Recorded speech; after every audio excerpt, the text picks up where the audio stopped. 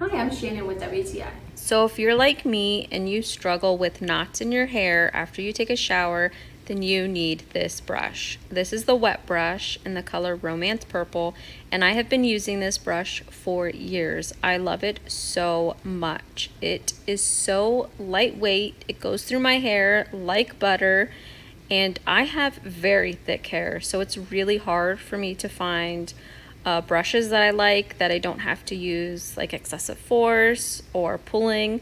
But this brush, I don't have to do any of that. It just goes through my hair, leaving it nice and soft and getting rid of all of the knots. And I think it's because the way the brush is designed, its bristles are so soft and so light, and the brush itself is also very light. I love using this on my hair when it's wet, but I also like that I can use it on my hair even when it's dry. Again, it just makes my hair feel so soft and nice, and with thick hair it's really hard to find a good brush, but this one I think is the best.